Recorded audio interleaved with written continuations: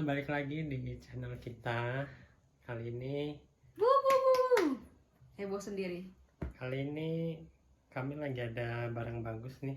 Barang bagus, Nah, dikira jadi ini dagangan. ada Obrolan Hati by Vincent Starr. Jadi Ini- ceritanya ini tuh kayak nggak sengaja nemu. Ya, isinya Jadi ini tuh bukan punya kita. kumpulan kartu yang isinya tuh pertanyaan-pertanyaan. Nah, itu ada beberapa tema ya. Ada pertanyaan seputar keluarga, seputar pacar, seputar PDKT sama teman. Nah, dan temen gitu. Nah, jadi buat kalian yang misalnya lagi kumpul-kumpul ya bareng teman atau keluarga dan nggak punya bahan obrolan gitu ya, jadi bisa nih pakai kartu ini. Ini oke sih, kayak aku baru tahu karena ini tuh sebenarnya nemu dari adikku. Dia tuh punya gitu, kayaknya dia memang beli kayak buat sama pasangannya gitu kan. Terus kayak waktu kita ngeliat-liat kayaknya oke juga nih kalau kita sambil kayak jawabin beberapa pertanyaan. Dan ini tuh satu pack gini, satu pack gini tuh isinya 50. Ya, Tapi nggak mungkin kita dalam video ini jawab semua pertanyaan itu alias 50. Jadi mungkin nanti kayak 5-10 aja kali ya. ya. 5-10 kartu aja yang kita bakalan jawab gitu. Dan pertanyaannya tuh ya nggak tahu ya nanti ada pertanyaan apa gitu. Jadi langsung aja kita mulai yuk. Nih, lihat tebel kan. Jadi kayak nih. Nah, ini judulnya adalah jadi ini tuh Let's Talk. Terus kayak ini obrolan hati. Dari Vince apa sih? Vince Staff gitu. Nanti kalau misalnya kayak mau tahu nanti kita bisa tulis ya di description box gitu. Oke, baiklah, sudah siap? Ya, gimana? Oke. Pertanyaan pertama. Nah, ini aku yang baca ya pertanyaannya. Ya. Pertanyaan pertama nih, bagaimana pendapat kita tentang hubungan yang posesif? Coba dong mau jawab, kamu dulu deh. Aku. Ya, kalau menurutku sih, bagaimana hubungan yang posesif ini? Bagaimana pendapat kamu deh, pendapat kita tentang hubungan yang posesif? Menurut kamu tuh kayak gimana? Menurutku malah harus. Hah? Sumpah. Aku Tapi takut. dengan catatan dua-duanya harus posesif. Gimana itu maksudnya? Nah, kalau biasanya kan orang tuh posesif salah satu doang tuh, yang satu posesif, yang satu pengennya bebas gitu kan. Jadi yang satu ini ngerasa ilfil, ini pacarnya posesif gitu kan, ganggu atau dikit-dikit dikit-dikit nanyain kabar gitu kan, Dikit-dikit telepon, dikit-dikit WhatsApp. jadinya berat sebelah gitu. Oke. Nah, kalau menurutku hubungan posesif itu bagus kalau dua-duanya saling merasa posesif. Itu kan berarti memiliki gitu ya, atau Poses ya, memiliki gitu ya. Jadi bukan poses kerasukan ya, poses memiliki. Ya, kalau dua-duanya posesif kan berarti kan dua-duanya punya rasa memiliki kan, berarti itu akan lebih works gitu daripada yang posesif salah satu, kan nanti akan berat sebelah gitu. Tapi kalau misalkan mereka sama-sama posesif terus kayak yang misalnya nih ya, misalnya kamu posesif ke aku juga sama-sama posesif gitu. Tapi nanti kalau misalnya kayak gitu, misalnya mau main, jadi kita nggak bebas dong dua-duanya mau main kemana-mana sama orang lain. Maksudnya kalau aku sama temanku, misalnya kamu sama temenmu kayak gitu, karena dua-duanya posesif, terus kayak nggak ada yang kontrol, nggak jadinya. Nah, mungkin dalam kadar tertentu kali ya, nggak sampai ngelarang-larang atau apa, tapi cuma sekedar sama-sama saling merasa memiliki gitu lah. Tapi bener sih, hubungan yang posesif itu sebenarnya kalau itu cuman posesif, menurut aku nggak apa-apa, karena posesif itu sebenarnya kayak kamu merasa memiliki si pasangan, kayak sense of belonging, ya kan, kayak kita memiliki. Tapi kalau udah over posesif, nah itu yang menjadi masalah. Soalnya aku pernah sih dulu tuh punya temen, dia itu kayak diposesifin banget sama pacarnya, kayak bener-bener over gitu loh. Over tuh kan melebihi kadar ya, kayak tadi kamu bilang kan, oke kalau kadarnya masih segini oke gitu. Tapi kalau misalkan over tuh kayak udah ganggu banget, karena bisa kayak nggak cuman misalnya kalau sekarang WhatsApp nggak semua telepon, tapi bisa juga kan ya kayak ngerepotin orang lain, kayak ke temennya, tanya ke keluarganya, itu kan sebenarnya udah ngerepotin orang lain banget kan. Iya, jadi over gitu. apa-apa segala sesuatu kalau udah over tuh udah nggak bagus. Oke, jadi itu kesimpulannya adalah hubungan yang posesif kalau menurut aku oke, nggak apa-apa asal itu bukan over posesif. Karena bagaimana kalau kita udah merasa memiliki, udah merasa ada sense of belonging, nggak cuma ke benda, ke tempat, tapi juga ke orang, pasti kita akan lebih menghargai, kita akan take care of them lebih baik karena kita ada sense of belonging. Iya, kurang lebih sama. Oke, pertanyaan kedua, baca deh. Nih, ambil.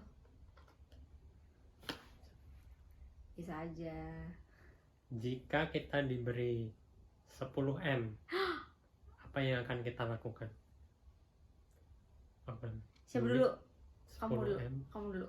Aku mau bayangin dulu deh 10M kayak 10 juta aja kayak masih ngawang-ngawang. 10M ngapain? Kalau aku sih, kalau kasih uang 10M jelas beli rumah sih. Beli rumah, yang mana di rumah itu aku punya semacam studio. Kenapa studio? Padahal yang lain tuh kayak pengen beli rumah yang gede ada kolam renangnya. Lu studio. Ya studio kayak studio bisa buat konten, bisa buat apa entertainment kayak nonton gitu kan, kayak home theater. Oh iya. Atau studio konten atau studio yang kan cowok suka main game gitu ya, nah, itu studio main game gitu. Terus 10M ya, sisanya kalau masih sisa ya berarti budget buat rumah berapa? 1M, 2M. berapa ya, mungkin ya mungkin itu sih yang aku kebayang, bikin rumah yang ada studio, my dream studio gitu. Studi foto ya nggak? Sekarang buat usaha. Ya bisa jadi. Jadi kalau Maksudnya udah rumah dan fully furnished ya? ya fully furnished, makanya kalau harus sampai 10M harus dihabisin ya bisa jadi 10M habisnya. Tapi nggak cuma buat rumah. Kalau aku ya satu pasti rumah tuh kayak nggak usah yang sampai 10M juga sih, 2M cukup lah sama isinya. Ya 2M cukup sama isinya kalau aku, karena nggak butuh yang kayak gede-gede banget. Kayak rumah gede-gede tuh pusing bersihinnya nggak sih? Udah pokoknya rumah aja, nanti rumah itu mau diapain terserah. Terus pasti investasi yang itu tuh jangka panjang, karena yang namanya duit kan sekarang 10M bisa aja besok kayak nilainya cuman besok kayak 10 tahun kemudian nilainya mungkin nggak 10M kalau diinvestasikan dengan bener ya. Terus udah gitu aku pengen juga itu dipakai buat usaha, karena selama ini ya usaha ada niat, bener harus ada niat, tapi kalau nggak ada duit sama aja, ya nggak sih? jadinya motivasi dong. Iya, jadi motivasi doang. Jadi ada spare ya, nggak usah banyak, maksimal 1M lah. Jadi tadi rumah 2M. Terus kayak investasi itu harus gede sih menurut aku. Kalau bisa sih ya 3M lah. Terus kayak bikin usaha 1 apa 2M gitu. Ya, diputar lagi duitnya. Terus aku juga pengen ini sebenarnya basic banget sih, kayak pengen membahagiakan orang tua dengan, karena aku muslim, jadi orang tua aku pengen kalau misalnya haji atau umroh ya aku berangkatin lah ya. Mulia banget nggak? Terus Ya, itu basic sih sebenarnya, tapi kayak kalau misalnya dapat ya kenapa enggak gitu. Terus abis itu pengen juga aku jangan lupa bersedekah. Itu sebenarnya kayak yang pertama sih 2,5% ya, atau nggak harus 2,5 sih? Iya nggak tahu. Pokoknya harus ada bersedekah, karena rezeki kita itu sebenarnya kalau menurutku sih, kata orang-orang ya wise people said, itu tuh sebenarnya ada rezeki orang lain juga yang harus kita yang ada di dalam rezeki kita gitu. Jadi bersedekah harus. Dan yang terakhir, jangan lupa bahagiain diri sendiri. Liburan self reward. Nggak tahu 10M tuh dapat dari mana, walaupun itu kayak tato jatuh kayak lo dapat rezeki, tapi menurut aku kayak harus dipakai untuk membahagiakan diri kita sendiri juga. Jadi kayak liburan sih, kalau bisa liburannya tuh kayak nggak cuma explore Indonesia, tapi ke negara-negara yang aku pengen, kayak misalnya ke Jepang. Terus aku juga pengen ke ya Europe lah, sama kalau Indonesia tuh paling yang bagian-bagian timur gitu. 1M cukupnya, turah-turah deh kayaknya. Cukup banget kayaknya. Itu sih kalau aku 10M. Iya. Next, aku yang ambil ya. Jika kamu bisa memilih karirmu, kamu akan memilih apa dan mengapa? Wah, ini susah banget sih. Kamu dulu deh. Karir, jika kamu bisa memilih karirmu. Sebenarnya kalau memilih itu gampang ya, tapi jadi kenyataan atau enggak kan itu kadang membagongkan ya. Iya, kalau karir ya pembisnis lah ya. Dan kalau sekarang tuh zaman sekarang mau kaya itu kayaknya kalau nggak jadi pembisnis ya jadi terkenal gitu. Ya cita-citanya jadi kaya. Ya siapa sih yang nggak mau jadi kaya? Jadi kalau nggak jadi pembisnis ya jadi orang kaya, orang terkenal gitu kan, jadi famous gitu. Jadi selebgram. Ya kalau misalnya milih ya, ini aku tuh pengen gitu berkecimpung gitu. Berkecimpung Di dunia ini film sih. Entah itu Sumpah ini baru denger sih, gue baru denger dia ngomong pengen berkecimpung di dunia film. Ya. Dunia apa? Ya nggak mesti jadi aktor atau jadi sutradara, tapi walaupun referensi filmku itu juga dikit dan aku juga nggak terlalu paham soal film ya, tapi setiap kali aku nonton film itu aku selalu amazed gitu gimana orang itu bisa storytelling dengan Lebih ke maksudnya bukan jadi aktornya tapi jadi di belakang layar. ya mungkin maybe ya kalau jadi aktor pun ya nggak apa-apa, jadi aktor, jadi sutradara, jadi penulis. Ini aku terlibat di dunia perfilman gitu loh. Oke. Nah, film tuh karya sastra juga kan? Termasuknya bisa, karena Bisa bisa ya? di ini juga, bisa di kan film bisa jadi dia diangkat dari sebuah novel. Kan film tuh sebenarnya kayak drama kan. Drama panggung yang itu sebenarnya bukan literally panggung. Ya bisa, itu karya juga, karya sastra juga. Ya jadi kayak tiap kali nonton film tuh selalu amazed gitu loh. Gimana seorang tuh bisa memvisualisasikan cerita itu jadi sebuah film, dari aktor, kameramen, sutradara.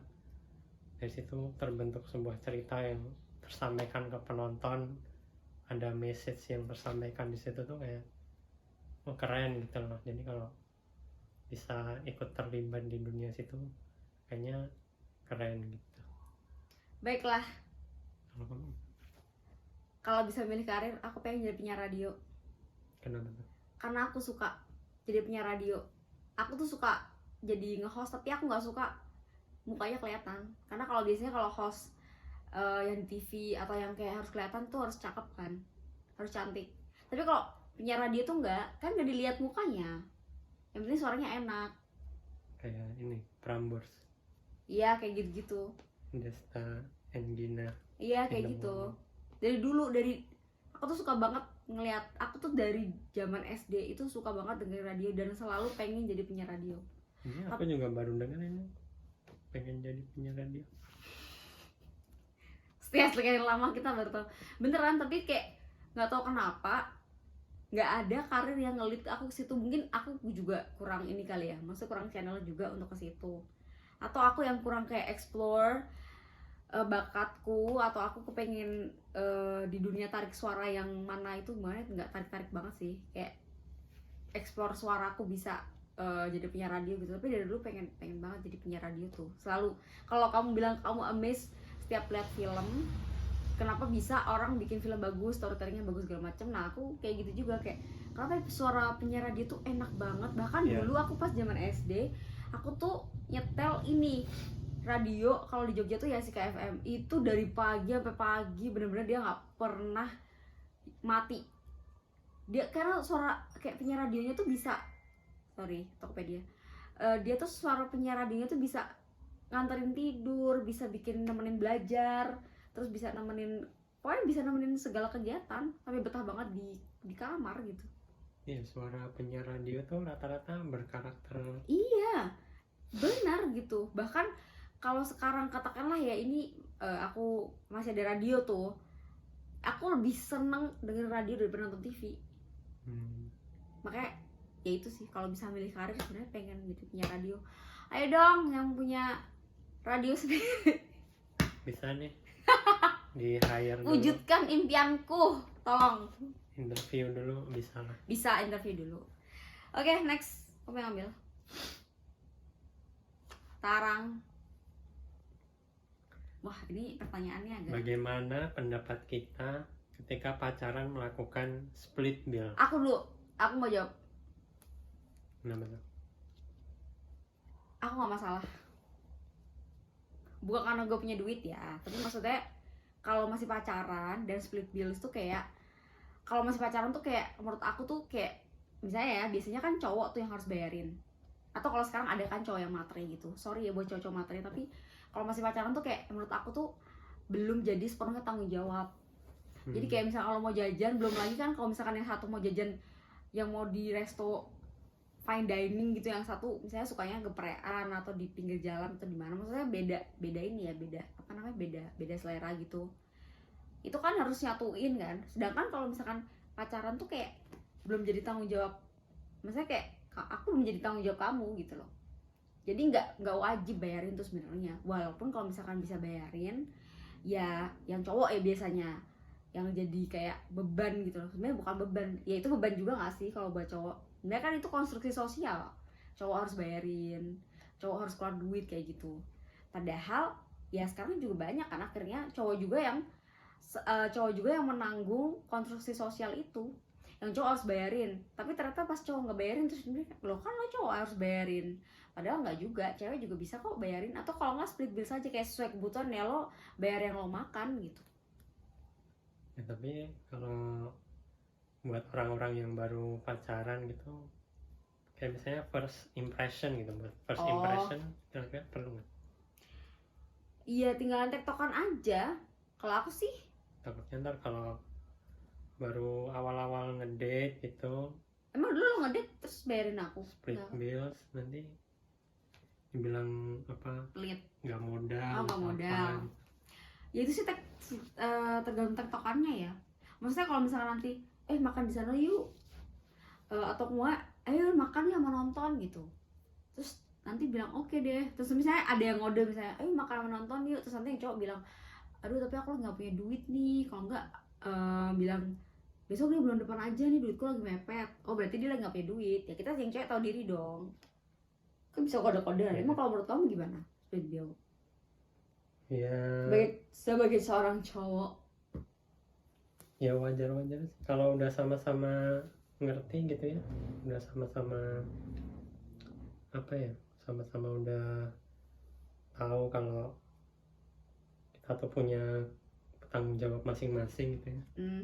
Jadi split bill nggak masalah sih, cuman kalau untuk momen-momen tertentu ada lah, untuk first impression aja gitu. Oke. First impression. Tapi kamu dulu emang bayarin aku ya first impression, first date? Nggak tahu, Lupa. next aja lah.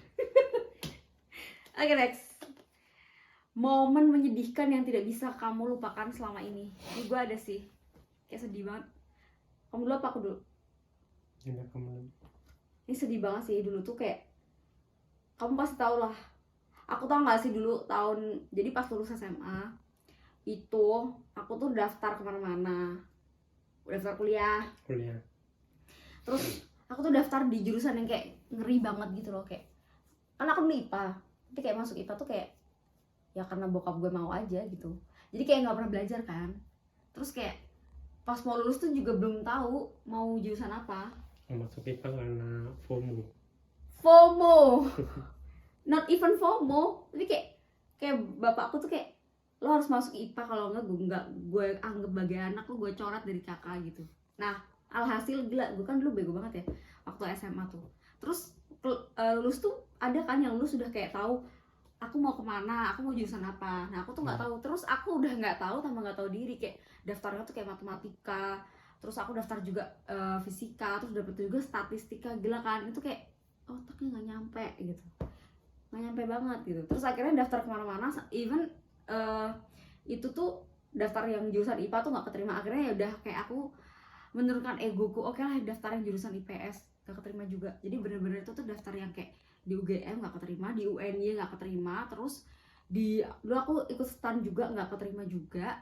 Terus akhirnya aku daftar di UMY kan waktu itu, cuman tuh kayak pakai rapot tuh loh, jadi nggak pakai nilai gitu kan, keterima tapi jurusan ekonomi. Tapi waktu itu bapak gue nggak punya duit kan waktu itu. Terus kayak dia bilang kan, terus ya udah nggak keterima di mana-mana, sedangkan teman-teman kita yang satu angkatan tuh kayak udah pada dapet kampus gitu loh, yang pada keterima SN dulu sih namanya SNMPTN ya, keterima SNMPTN, ada yang keterima by jalur yang jalur undangan lah, jalur orang dalam apa pokoknya intinya jalur apapun tuh mereka pokoknya udah siap sekolah, sedangkan aku tuh kayak belum dapet sekolah gitu loh, dan aku tuh insecure sampai aku tuh nangis. Dan orang tua aku pada saat itu kayak kalau mau nyokolain di sekolah swasta, di kampus swasta tuh mereka lagi nggak punya duit gitu kan. Jadi kayak aku tuh nangis gitu. Itu tuh momen sedih banget sih. Aku nangis, aku sama temanku namanya Tika. Nih Tika kalau kamu dengar ya. Aku sama Tika tuh nangis di ruang tamu. Di sini, tepatnya di sini banget. Di sini terus ngobrol sama ibuku gitu. Terus ibuku cuma bilang, "Ya udah nggak apa-apa. Besok 1 tahun lagi diulang gitu." Satu lagi itu benar-benar momen yang paling menyedihkan, nggak pernah bisa aku lupain. Kayak satu sisi aku ngerasa kayak sedih, kok gue goblok banget ya gitu, kok nggak ada yang mau nerima gue gitu, nggak ada yang mau nerima aku di kampus manapun. Terus kayak akhirnya ya udahlah, karena satu nggak keterima di mana-mana, yang kedua kalau di swasta juga pas itu orang tua nggak ada dana, ya udah akhirnya aku gap year gitu. Tapi itu momen tersedih yang nggak bisa aku lupain seumur hidup. Tuh, kalau kamu? Aku apa ya? Dia bilang nggak ada. Atau sok paling bahagia? Momen paling sedih. Enggak kepikiran ya. Gila sih paling bahagia. Karena sedih terus soalnya. Aku pikir karena sih paling bahagia, ternyata karena sedih terus. Karena sedih terus ya. Ayo dong, pasti ada lah. Apa ya? Ya. Ayo. Kepikiran. Gila, durasi udah berapa nih? Masa nggak ada kepikiran? Momen paling sedih. Apa kayak waktu dikucilkan teman gitu, nggak pernah dikucilkan? Nah, itu kayak sudah biasa aja sih. Momen nggak punya duit udah biasa juga. Ya kalau itu boleh dibilang sedih, itu sedih juga. Kan paling, atau momen paling kayak sedih. momen dapat nilai jelek biasa juga, atau momen paling mungkin bukan paling sedih ya, tapi kayak momen dimana kayak gini, pasti ada kan beberapa di antara kalian tuh waktu SD SMP tuh pintar gitu, dapat ranking lah, juara lah. aku pernah sih, pernah waktu ya, SD. pernah kan gitu. Pernah. Cuman waktu SMA tuh kayak tiba-tiba jadi goblok aja gitu. Kayaknya iya deh. Ini kita waktu SMA semua pernah mengalami kegoblokan kali ya. Mungkin ada yang mengalami kayak gitu ya. Ya aku bukannya sombong, mungkin kalian juga, beberapa dari kalian juga banyak yang kayak gitu, yang waktu SD SMP tuh pintar lah, nilainya bagus lah, ranking tuh selalu 5 besar atau gimana. Gila. Tapi waktu SMA tuh tiba-tiba goblok aja gitu, ranking tuh Nomor sekian. saya siswanya sekelas 30 ya Rankingnya berapa? 5 ke bawah gitu, 5 terbawah. Ini kan sedih ya, itu masuk sedih ya. Kalau mau dibilang sedih itu sedih sih. Pada saat itu nggak ngerasa sedih sih, tapi Begitu buah dipikirin, hasil, buah hasil dari itu tuh baru ngerasa sedih. Tapi dulu padahal dia tuh nggak gas goblok itu loh. Dia tuh lebih pintar dari aku dulu. Cuman ranking waktu SMA tuh bener-bener yang, aduh, kalau dilihat orang tuh malu lah gitu. Emang masih ingat ranking berapa? Ingat ya, berapa? karena ya dari 30 tuh nggak pernah nyentuh 20 ke atas tuh nggak pernah gitu. Masa sih? Berarti aku berapa dong, 29? Pernah sekali waktu lulus ya kelas 3 semester akhir itu ya di atas 15 besar lah, itu udah oke banget. Oke banget. Ya, Paling dia sih paling akademik sih, kayak gue udah ya sudahlah.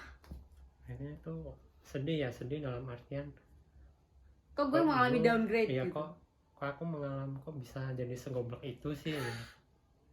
Ya mungkin emang kurang belajar aja sih. Sudah sedihmu? Ya next aja lah. Next nih, ambil. Apa nih pertanyaannya? Ini pertanyaan keberapa ya? Tahu, lupa. Nah kalau tadi kan Lupa. Itu momen tersedih ya, sekarang momen terindah yang tidak bisa kamu lupakan. Buset, kamu dulu.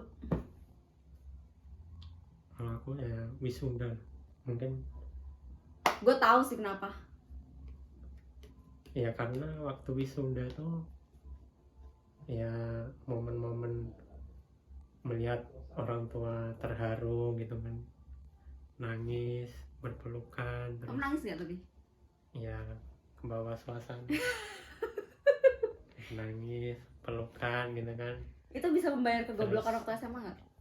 apa mengucapkan terima kasih, yang itu tuh kayaknya waktu ngomong terima kasih itu tulus banget. Terima kasih udah nyekolahin, udah apa bahasa Jawanya tuh ngeragati itu apa ya? Membiayai gitu ya. Biaya pulsa, biaya internet, Ya biaya itu kayak operasional. ngomong terima kasihnya tuh kayak yang paling tulus yang pernah aku ucapin gitu, dan itu momennya emang benar-benar haru banget, dan itu kayak nggak pernah terlupakan sih. Mantap. Menurut kamu apa? Kalau aku sih yang pertama karena tadi itu kisah sedih tadi itu, kisah yang paling menyedihkan tadi itu nggak terima. Terus yang paling membahagiakan yaitu pas akhirnya gap year 1 tahun nyoba lagi setelah belajar dan nggak begitu bego-bego banget. Habis itu beruntung, itu sih menurut aku beruntung akhirnya di tahun kedua tuh dapet jurusan masuk ke universitas dan juga jurusan yang aku mau. Udah nggak cuman universitas tapi jurusan yang aku mau gitu. Terus udah gitu because I enjoyed my college time, terus kayak aku bisa finish what I've started itu tepat 4 tahun kayaknya, 4 tahun. Tapi kalau aku lebih sukanya adalah momen ketika udah selesai sidang. Kalau wisudanya sih nggak sebegitu bahagianya, tapi ketika udah sidang tuh loh. Kalau aku lebih bahagianya ke momen setelah sidang, setelah lega gitu ya lega, setelah present di my thesis gitu, kayak udah sama dosen pembimbing waktu itu 4 kayaknya, terus beberapa temen ngeliat gitu kan, terus akhirnya kelar gitu, dan akhirnya udah maksudnya menyudahi apa yang udah kita mulai gitu. Iya sih, momen-momen habis sidang, bahkan berapa orang sih yang terhambat kuliahnya gara-gara nggak sidang-sidang gitu kan. Curhat men. Jadi kalau udah habis sidang tuh Curhat. memang ada rasa lega, itu udah pasti. Oke, yang ini nanti kita bahas di podcast yang selanjutnya, yang soal sidang dan momen tadi itu ya. Ini banyak banget cerita. Jadi Ya kan tadi kamu bahas itu. Ini ceritanya menarik sih. Udah buruan. Ini pertanyaan ke-6. Ini udah berapa nih? Aku ya. ya Wow, apa cita-cita yang kita ingin capai sebelum menikah? Yuk. Siapa dulu? Kamu dulu deh. Apa cita-cita yang ingin kita capai sebelum menikah?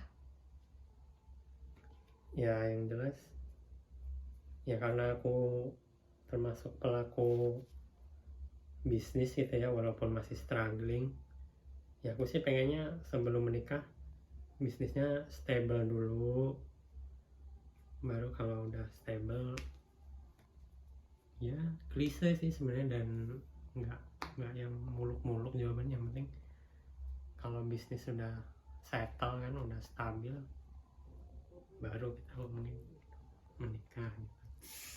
Mantap. Kalau kamu Apa ya?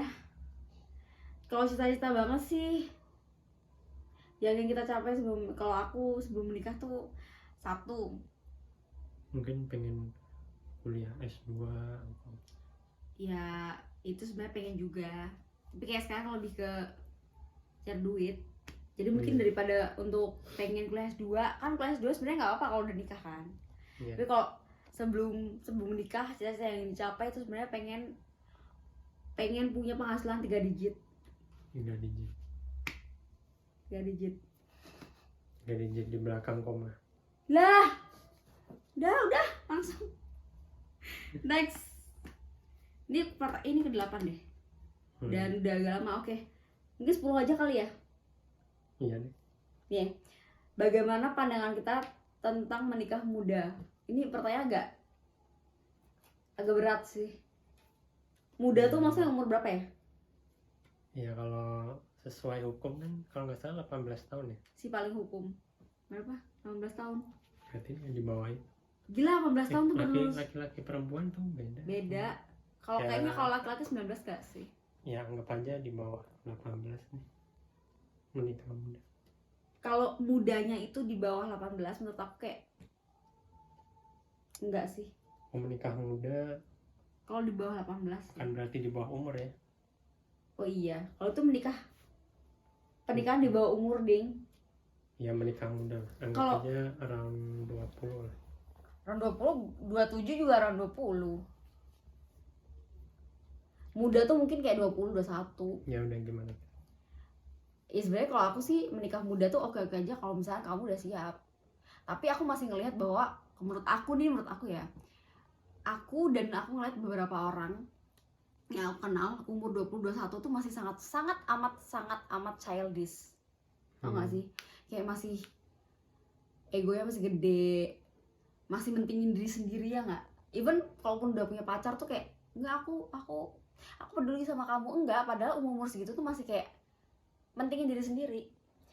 Masih kerja buat diri sendiri, belum mikir yang kayak oh aku kerja. Bahkan mentingin diri sendiri pas saat kerja itu kayak terlihat kayak misalnya nih gajian nggak pernah investasi, nggak pernah nabung, cuma buat beli jajan, cilok, boba, apa barang yang nggak penting, barang yang itu kayak harus beli yang branded atau gimana. Itu kan kayak ini kan masih ego kan, ego kita. Iya, masih mikirin diri sendiri, masih emosinya nggak stabil gitu loh. Emosinya nggak stabil, belum stabil. Terus kayak masih yang kekanak-kanakan umur segitu ya. Bahkan dulu mungkin ini proses pendewasaan orang tuh beda-beda, tapi aku ngelihat tuh kebanyakan orang kalau cewek apalagi cowok, mereka itu bener-bener kayak emosi udah mulai agak stabil. Terus ego mereka juga bisa gimana ya, nggak cuman decision tuh bukan cuman buat feeding our ego aja, nggak cuma buat makanin ego kita, dan mereka udah bisa berpikir jernih ya. Maksudnya kalau marah tuh nempatin marahnya gimana, harus bersikapnya kayak gimana, itu biasanya di umur 26 ke atas. Umur menikah muda nih umur 20 awal gitu ya kayaknya early 20. Masih yang ingin senang-senang. Nah, masih ingin senang-senang gitu, dan benar gitu, dan having fun, mikirin komitmen iya gitu. Bahkan kalau misalkan kayak ya kalau bayangin kalau misalnya seumuran ya, kalau seumuran gitu misalnya sama-sama 20 gitu, kayak kan mereka berarti sama-sama masih senang gitu. Kalau mereka nggak clash nggak masalah, maksudnya umurnya sama-sama 20 pengen pengen main doang, ya udah main nggak apa-apa. Tapi kan suatu ketika pasti nggak cuma hubungan pasangan pacaran ataupun suami istri ya, temenan aja kadang kalau misalkan satu pengen ini satu pengen ini pasti ada konflik dong. Kalau ada perbedaan gitu. Nah itu di situ. Dan biasanya kalau ada perbedaan ketika masih muda, ya gue dulu kayak gitu ya, mungkin kamu juga kayak gitu ya, pasti kita pernah mengalami itu. Kalau beda pasti kita langsung marah, kayak udah kayak berarti kamu udah nggak satu pikiran sama aku, udahlah kalau gitu diem-dieman. Kalau enggak terus kayak kita break dulu ya atau gimana. Padahal kan kalau nikah nggak bisa kayak gitu ya. Nikah kan bukan cuma menyatukan kita doang, tapi ya keluarga. Kita mikirnya tuh mikir jangka panjang gitu loh. Gitu, apalagi kalau udah kayak misalnya menikah muda gitu, early 20s, terus kayak udah dapat baby gitu misalnya. Kan berarti kita mikirnya nggak cuma kita dan juga pasangan, baby. Ada anak gitu loh. Dan biasanya kalau misalkan sepengetahuan aku dan sepengamatannya, maksudnya yang orang-orang yang nikah muda misalnya kayak ibu-ibu ya, ibu muda gitu ya, mau nggak mau mereka pasti harus sacrifice, harus mengorbankan ya masa muda mereka untuk urusin keluarga dan juga anak gitu loh. Tinggal mau atau enggak ya. Tapi nggak semua lah ya, nggak semua. Mungkin ada yang masih muda, early 20 tapi udah bijak, udah dewasa ya aja gitu. Cuma aku kan bilangnya mostly ya, normal mostly. secara, maksudnya bukan normal ya, tapi kayak rata-rata kayak gitu. Rata-rata. Jadi kalau menikah muda tuh ya, kalau aku sih selama kamu udah siap secara mental dan juga secara mental, finansial, secara fisik ya monggo aja. Tapi ya itu, kalau umur segitu kayak masih ya 20, 21, early banget ya, very early 20 itu kayak masih yang kayak aku bilang tadi, egonya masih membara-bara, mau keinginan ini itu. Yang paling dilihat tuh ini sih, childish dan juga selfishnya, karena aku dulu kayak gitu. Makin tua kayak makin dewasa ya, makin dewasa makin kayak yang setiap mau ambil keputusan mikir nggak cuma diri sendiri tapi orang lain. Panjang juga nih bro. Udah ya, kalau kamu pandangan nikah muda? Ya kurang lebih sama ya, cuman selama ini kan kalau menikah muda itu yang digembar-gemborkan, yang dikampanyekan itu kan menghindari zina. Baru kemarin juga ada yang ini, yang kasus HIV itu kan juga. Ya itu makanya menikah muda itu tujuannya cuman untuk menghindari zina gitu, tapi kan padahal kan kalau secara agama menghindari zina itu apa, dengan berpuasa, dengan ditahan gitu kan, kalau cara menghindarinya. Cuman ya itu pembahasan lebih lanjut mungkin di obrolan lain Ya kayak panjang deh ini.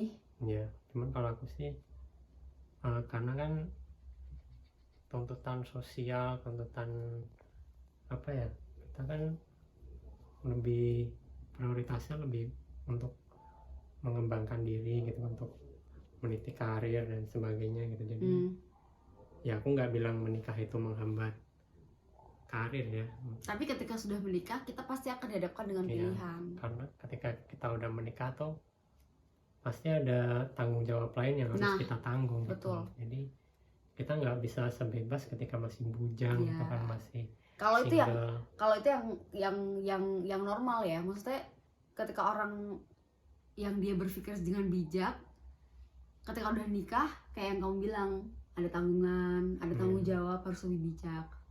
Tapi toh ada juga yang dia ibarat kata mungkin dia belum siap, ketika udah nikah dia tahu bahwa punya tanggung jawab dan punya tanggungan, tapi dia bodoh amat ya, karena itu tadi childishnya dan selfishnya masih melekat, masih belum hilang gitu loh. Padahal waktu tuh mendewasakan. Kalau aku sih percaya ya, waktu mendewasakan. Tergantung kita mau belajar atau enggak. Ya intinya kalau menikah muda sih di emosinya ya, di apa, egonya yang belum stabil gitu ya, jadi lebih rawan lah untuk ya. Tapi menurut kita ya, ini menurut kita, kalau ada yang nggak setuju sih enggak, boleh komen nanti biar kita tanggapin di komen, diskusi aja. Intinya itu, ini sekali lagi ya, di video ini kan nggak baper ya, maksudnya ini kan menurut kita aja, namanya opini kan. Gitu. Next nih, bagaimana pendapat kita tentang hubungan yang toksik? Nah, kita definisikan dulu ya, hubungan yang toksik. Toksik itu apa? Ya kalau ngomongin makanan ya, makanan tuh ada yang tahapnya toksik kan berarti beracun gitu ya. Ada yang sampai beracun, ada yang sekedar nggak sehat aja gitu. Nah kalau toksik nih berarti kan harus dihindari gitu kan, karena beracun, benar-benar harus ditinggalkan gitu, jangan dikonsumsi gitu kan. Tapi kalau nggak sehat itu mungkin sesekali terjadi, tapi nggak sampai yang bikin kita keracunan gitu kan. Kalau sesuatu yang nggak sehat tuh keracunan ya, terus tapi kalau toksik kan berarti harus dihindari gitu. Dan berarti hal-hal yang harus dihindari ketika berhubungan ya. Kalau udah toksik tuh berarti yang, kalau menurutku ya, kalau udah abusive gitu, udah main fisik, nah itu udah toksik sih. Iya. Dan kalau udah toksik menurutku harus udahan aja sih kalau udah toksik tuh. Kayaknya kalau mau dibenerin gitu kayaknya udah susah nih. Bisa tapi susah. Iya. Ya kalau aku juga sama sih, hubungan toksik itu mungkin kayak abusive atau dia tuh toksik itu ya itu tadi, kalau misalkan ya jangankan hubungan pacaran ya, temenan aja toksik gue udah males. Karena toxicity itu tadi harusnya dihindari, tapi kalau kita kayak udah tahu ini sebenarnya hubungan yang toksik, tapi kalau kita kayak nggak apa-apa lah ntar dia juga berubah, atau nggak apa-apa lah gue stay dulu beberapa lama gitu, siapa tahu dia bisa ketularan gue yang bagus. Ya iya, kalau dia ketularan lo yang bagus, kalau kita yang ketularan jelek ya kan. Kayak toksik itu sebenarnya tinggal kuat-kuatan aja siapa yang bakal terjerumus, kamu yang bakal ikut dia atau dia yang bakal ikut kamu bagus gitu.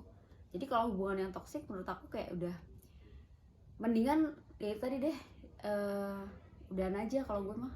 Yang toksik tuh ya kalau dalam hubungan apa ya, nggak cuma relationship percintaan gitu ya, dalam pekerjaan mungkin ya nular juga ya. Iya bisa nular. Jadi toksik itu kalau misalkan dalam hubungan apapun ya, mau teman kerja, teman dekat, satu circle, pasangan. Apalagi kalau pasangan kan tiap hari ketemu, tiap waktu malah. Nah itu juga itu bisa nular gitu, bisa mempengaruhi ini loh, apa namanya, not atmosphere tapi apa sih, kayak feel suasana, vibes gitu loh, suasana.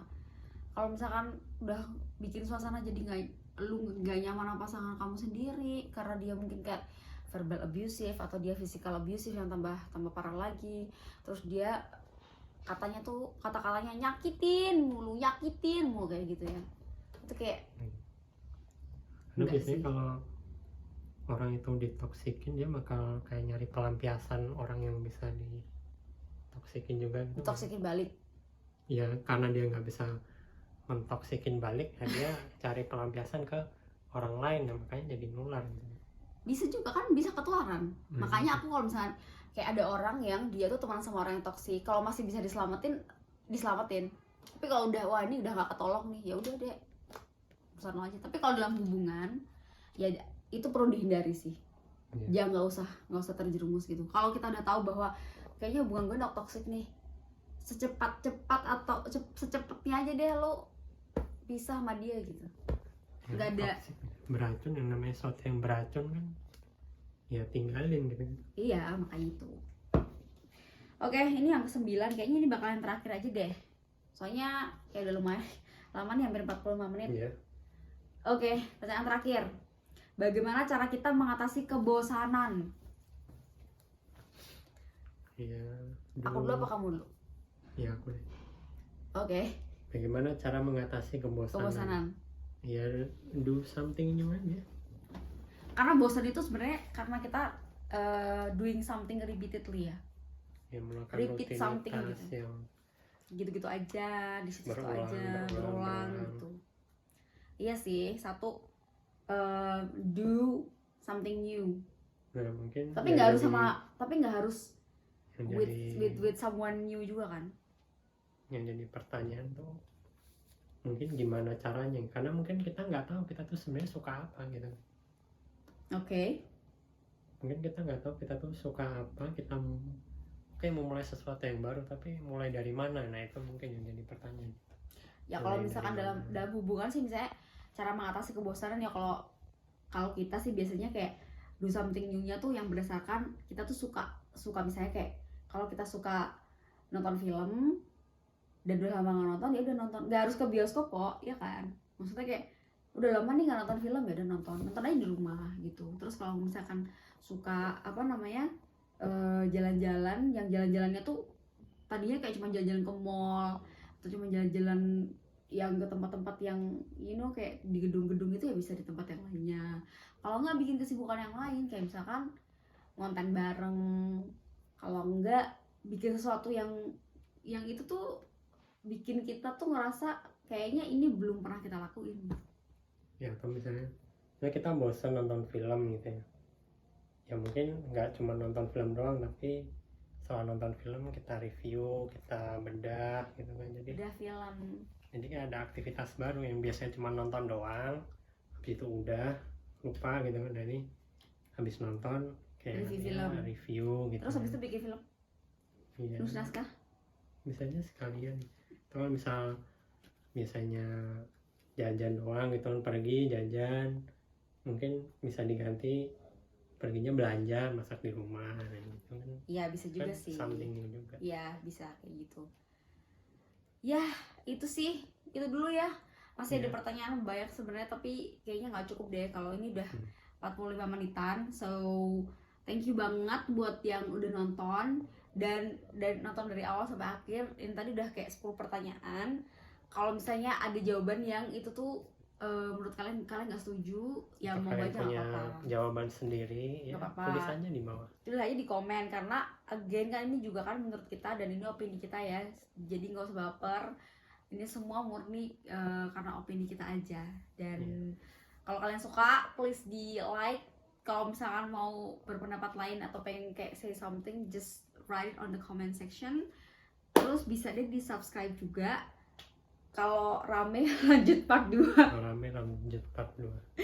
Gitu aja, oke. Thank you ya. Yeah, thank you for watching. See you on the next video. Bye.